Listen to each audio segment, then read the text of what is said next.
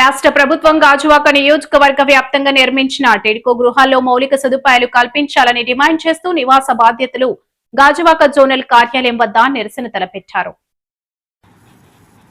ప్రభుత్వం అట్టహాసంగా గృహాలు ప్రారంభించి పూర్తి స్థాయిలో లబ్ధిదారులకు వాటిని అందజేయకపోగా గృహాలు పొందిన లబ్ధిదారులు అక్కడ కనీస సదుపాయాలు లేవని అధికారులకు మొరపెట్టుకుంటున్నా పట్టించుకోవడం లేదని సిపిఐ గాజువాక కార్యదర్శి కసిరెడ్డి సత్యనారాయణ ఆరోపించారు. బాధితులతో కలిసి ఆయన నినాదాలు చేశారు. తాంబూలాలు ఇచ్చేశాం, తన్నుకు చావండి అన్న చందంగా ప్రభుత్వం తీరు ఉందని మండిపడ్డారు. ఒకవైపు అద్దెకు ఉంటున్న ఇళ్లను ఖాళీ చేయలేక అలాగని పూర్తి స్థాయిలో టిడ్కో గృహాల్లో ఉండిపోదామనుకున్నా సదుపాయాలు కొరత అందరినీ వేధిస్తోందని ఆరోపించారు. తక్షణమే అధికార యంత్రాంగం స్పందించి గృహాలకు కావలసినటువంటి మౌలిక సదుపాయాలన్నింటినీ పూర్తి స్థాయిలో ఏర్పాటు చేయాలని డిమాండ్ చేశారు. అనంతరం జోనల్ అధికారులకు వినతి పత్రం సమర్పించారు. కార్యక్రమంలో పైడిరాజు, పలువురు మహిళలు పాల్గొన్నారు. టిడ్కో సంబంధించి 2017 సంవత్సరంలో ఏదైతే తెలుగుదేశం ప్రభుత్వం ఉందో ఆ తెలుగుదేశం ప్రభుత్వం, ఆ రోజున్న తెలుగుదేశం ప్రభుత్వమే ఈ రోజు కూడా ఆ ప్రభుత్వం ఉంది, కూటమి ప్రభుత్వం పేరు మీద. ఆ రోజు ఉన్నట్టు మోడీ గారు ఈ రోజు కూడా ఉన్నారు. దాదాపు 11 సంవత్సరాలు అయింది. వీళ్ళందరూ డబ్బులు కట్టి పరిపూర్ణంగా మొత్తం డబ్బులు కట్టేశారు, బ్యాంకులు లోన్లు పెట్టుకొని. ప్రభుత్వానికి జవాబుతనం లేదు.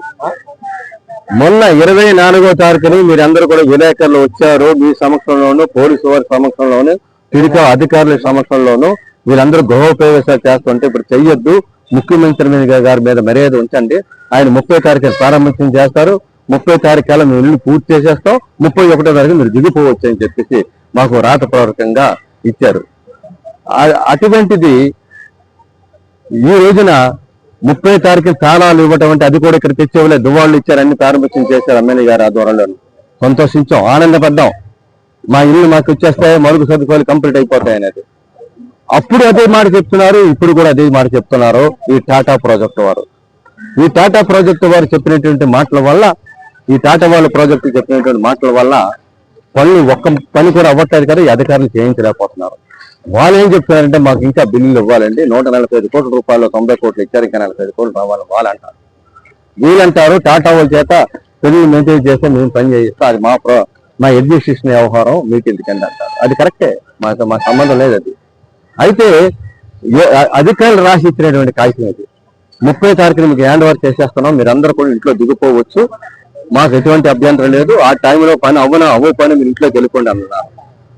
ఈ రోజు కూడా ఒక 1 ఇంచ్ కూడా కదలికి రాలేదు. దొడ్లు మాత్రమే పనులు అయ్యాయి. పోనీ అది అయితే అయినా పర్లేదు, మాకు కరెంట్ మాకు వచ్చేస్తే మీ పనులు మీ ఇంట్లో మేము దిగిపోతాం అన్నాం. ప్రారంభోత్సవం చేసినట్టు తాళాలు ఇంకా చాలా మందికి ఇవ్వాల్సింది, ఆ తాళాలు ఇవ్వలేదు. అలాగే ఏదైతే 4 బ్లాకులు మీరు ఓపెన్ చేశారో ఆ 4 బ్లాకులు పూర్తి చేయలేదు. దాంతో పాటు మిగతా బ్లాకులు కూడా 16 బ్లాకులు మళ్ళీ చేయవలసి ఉంది. ఆ 16 బ్లాకులు కూడా పని అసలు 1 ఇంచు కూడా పరగలేదు. ఈ టాటా ప్రాజెక్టుకి ఇచ్చినటువంటి పనుల మీద పరిశీలన చేయాల్సిన టిడ్కో గాని, పై అధికారులు గాని, అంటే దీన్ని బట్టి మాకు అర్థమవుతుందంటే అందరికీ లబ్ధిదారులందరికీ ఆందోళన ఏంటంటే 2024లో ఆడావిడిగా ఎలక్షన్ దృష్టిలో పెట్టుకొని ఏ విధంగా అయితే వైసీపీ చేసిందో ఆ రోజు కూడా గృహప్రవేశాలు అయ్యాయి, నంబర్లు ఇచ్చేశారు, బిల్డింగ్ నంబర్లు అయ్యాయి.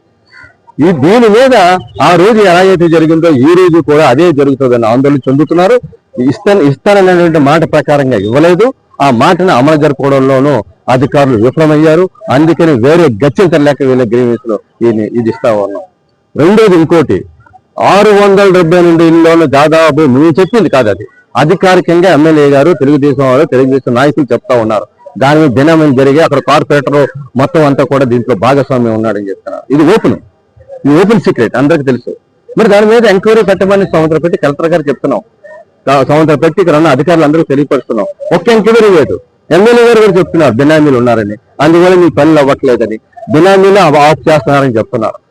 బినామీలు చెప్తున్నప్పుడు ఇక్కడ ఉన్న అధికారులు, ఇక్కడ ఉన్న రాజకీయ పార్టీలు, ఇక్కడ అధికారులు ఉన్న పార్టీలు కళ్ళు మూసుకొని ఉన్నాయని అడుగుతున్నారు. జవాబుదాతనం ఎందుకు లేదు? జవాబుదారుని అడుగుతున్నాం. దాని మీద ఎంక్వైరీ పెట్టాలి, బినామీలు తీసేయాలి, పేద వాళ్ళకి ఇవ్వాలి. కావాలంటే ఇంకో మాట కూడా చెప్తున్నాం, 2018-19 ఇచ్చినటువంటి వారు పాపం ₹1,00,000 కట్టారు డిపాజిట్. వాళ్ళు తెలుగుదేశం వారే, పేదవాళ్ళ ప్రజలు ఉన్నటువంటి వాళ్ళ ద్వారా కట్టినటువంటి వాళ్ళే. వాళ్ళందరినీ తీసేశారు. సెంటు పేరు చెప్పి వైసీపీ పేరు చెప్పి వారందరూ తొలగించారు. వాళ్ళకని ఇచ్చామంటున్నాం. వాళ్ళు పేదోడే. ఆ పేదోడికి వాళ్ళకని ఇవ్వమంటున్నాం. ఏమీ లేకంటే కప్త నాటకం ఆడుతున్నారు.